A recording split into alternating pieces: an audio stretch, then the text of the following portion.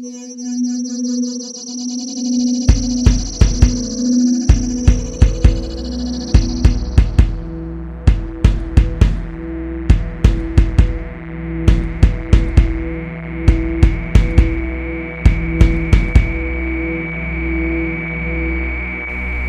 Timeshift. Hello and welcome, I'm Chris Hall and this is The Timeshift, my sci-fi fun fest, and it is great to have you with me as always.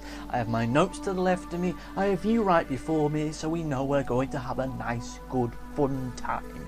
Now today I'm going to be talking about Doctor Who, the Christmas special, Last Christmas. So needless to say, because this is a little bit of a review, a little bit of a critique kind of thing, this video is going to be spoiler heavy. So if you don't want this episode to spoil it for you, it's probably best to switch the video off now.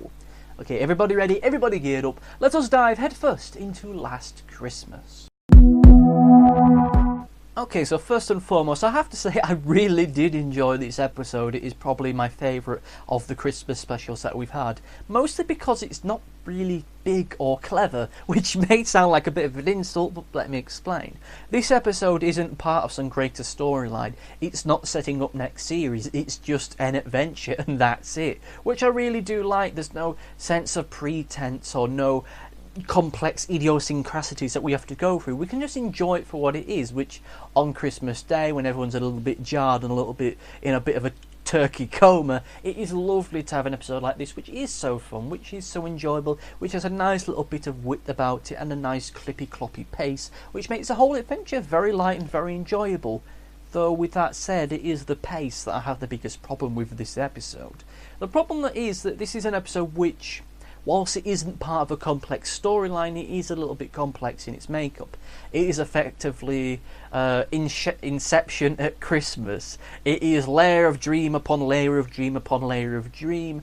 And, you know, you may like that, you may not like it. I myself, well, it was okay. It wasn't offensively bad or anything. The problem I have with it, though, is that there's some really, really great ideas within this episode, which, because we didn't have plenty enough time to sit down and think about them or properly enjoy them, they kind of got a bit lost, particularly towards the end of the episode, which I'll get onto shortly. One of the more early dream sequences we have is when Clara's been hit by the dream crab thing, the weird blue facehugger thing, and it takes her to this weird Christmas Day scenario where she's there with Mr. Pink. And you know what? It was great to see Mr. Pink again, and I have to say this is probably the best goodbye for him. I really didn't like the way that they had him in the final episode of last series, and I think it was a bit of a disservice to the character. This way round we get a better send-off for him, and I do enjoy that. And I did like the fact that even in death it seems that Mr. Pink is still looking out for Clara, which I found to be very sweet. Though I am kind of annoyed that they didn't really do much about that, which I think is the overriding complaint with most of this episode, that they didn't do more with the great ideas that they had.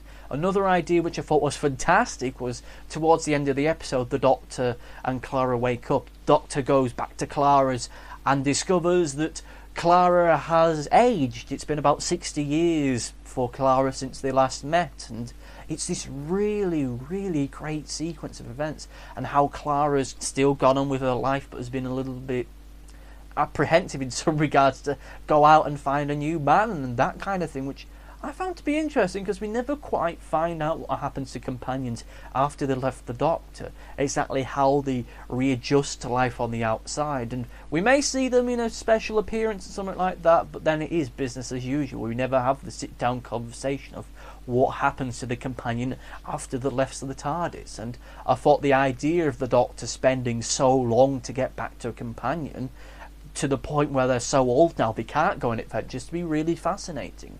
And it does annoy me that that is just effectively used as a set piece. It is, this whole episode feels in some regard like being on those ghost train rides at the film fair, where it's just set piece after set piece, each of them looking really good and being really interesting, but you're never really around long enough to properly go into them or really explore them. And it annoys me to a greater degree, particularly with the idea of the Doctor taking so long to see Clara again. I thought that could have been a great way to say goodbye to the character. in that we have a companion who the reason why they can't travel with the Doctor anymore isn't because they're dead or because they've got bored of travelling or they don't want the wacky lifestyle anymore, but because they're too old to do it. We've never had that before. Similarly, in the Kill the Moon episode, right at the end of it, we have that rant that Clara gives about how angry she is to be put in such a situation as she was. And both that and the incident we had with this episode would have been fantastic ways for Clara to leave the show. And it annoys me that that wasn't the case, because once again it would have been fantastic, something new and different, which means that ultimately when Clara does eventually leave the show, we're not really going to have anything that quite lives up to it in the same regard, which is really sad. It will just be a wibbly-wobbly sad moment with tears running down the cheeks, with the Welsh choir in the background going ooh,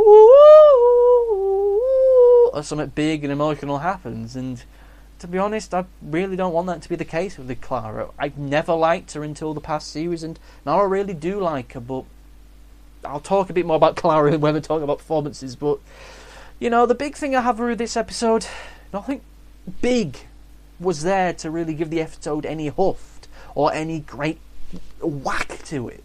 Having it end in a way which almost all Stephen Moffat episodes do, in which CGI saves the day, or Deus Ex Machina just wafts in on the nearest cloud and there, everything's safe. Clara isn't an old woman, it was just another dream crab thing, and wow, it's kind of not that good, to be honest with you. I would have liked some a little bit more from an episode like this towards the end of the day, but you know, I can't complain about it that much because it was fun, it was enjoyable, but we can do better, particularly when you have such great ideas within the episode. If you'd have done more with them, maybe this would have been a fantastic episode rather than just a good one. But anyway, less about the have-beens and could-have-beens. Let us talk about the performances. Okay, so the big draw to this episode is Nick Frost as Father Christmas. We've all seen the trailers, we've all seen the previews, and at the end of the day, I have to say I found him to be distinctly okay. That's all I can really say about him, that he was just okay. I know some people really, really liked him, but for me, he was just okay. Now, that's not me being negative. I'm trying not to be negative, because what little I saw of him was great. It's just that I only saw a little of him. He was barely in the episode at all, to the degree that it kind of felt that Father Christmas's involvement in this episode was going to be no better than a T-Rex in the Thames moment. An entity that exists purely and simply for the fact of the trailer and nothing else. The only reason he justifies his existence is that towards the end of the episode he reveals that he doesn't exist, or rather this version of him doesn't exist. It's a figment of everybody's imagination, and he saves the day at the end of it, and that's just about it. He's in it at the beginning, he's kind of in it at the end, and in the middle, next to nothing. Maybe see him in the background, but that's just about it. So I can't really go into great details as to what I found interesting or not about his character, because his character's barely in it. There's no development of the character whatsoever to any discernible degree. He, despite the fact that he is so key to the events within this episode, he's barely in it, which I find startling, given that there is the big moment towards the end of it where he says that he doesn't exist, or rather he says that I'm a figment of your imagination, which, had he been a more of an active presence within this episode, that might have had a bit more of an emotional impact. Otherwise, as is the case here and now, it doesn't really, and the whole fact of him being imaginary only really exists and only really hinges and works on the fact that we all at some point or another have believed in Father Christmas. That's the only reason, that's the only real justification that we can have in it working to any point. It's a weird little twist, which isn't helped by that fact that he's barely in it. Now, Peter Capaldi as the Doctor, fine, great, amazing, as always. Jenny Coleman as Clara, enjoyable, but I think, honestly, it's time to just say goodbye to Clara now. Apparently, what I've read is that she's sticking through for the rest of this upcoming series, though. To be honest, I don't see where we can really go with her. We've done everything we can possibly do for her. She was introduced as the Impossible Girl, and that was all cleared up fairly neatly, and this past series she has been interesting and compelling, but now nothing much we can really do about, which is a shame, because now I actually like her, but now I think it is time for her to step aside. it is annoying to some degree, going back to the Father Christmas thing again, that he is so key to it, and what little we see of him is fantastic, and at the end of the day we don't see much of him. I think that kind of says a lot for the episode as a whole, which I will talk about in the overview. Okay, so as I was kind of hinting to in the previous link, the big problem that I have with this episode is that so much of it is underdeveloped, and it is a shame, seeing as those bits which are underdeveloped are really great and really good. Nick Frost as Father Christmas is enjoyable, but he's barely in it. The idea that Mr. Pink is still looking after Clara even though he's dead is a great idea. The idea that the Doctor might forget about a companion or just simply leave them so long that they don't see each other until one of them is incredibly old is another great idea, but sadly all three of these big things, these great things, are just squandered. They're not really used or developed in a way which feels substantial enough. And yes, this is a Christmas episode. It is a standalone Christmas episode. It's not setting up a new series or anything like that. It's kind of forgivable, but at the same time, knowing just how great these ideas are is a real shame. I did enjoy the episode quite a lot. It was very fun, very enjoyable. The pace was adequate, though once again it went by long so fast. It meant that many great ideas were in it didn't have time to properly settle or develop, and of course it meant that there was very little character development as a general rule. I'm kind of disappointed we didn't see more of Nick Frost as Father Christmas. Maybe we'll see him again in some other Christmas special, maybe.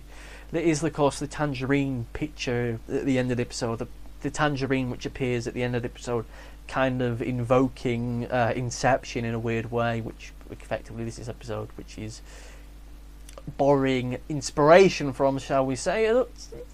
It's an enjoyable episode. Troubled, but enjoyable. But what did you think? Did you enjoy it? Did you hate it? Leave a comment in the comment section below, in whichever web zone you're watching this on. Not really much for me to say, apart from thank you for watching. I will be back whenever, I don't know.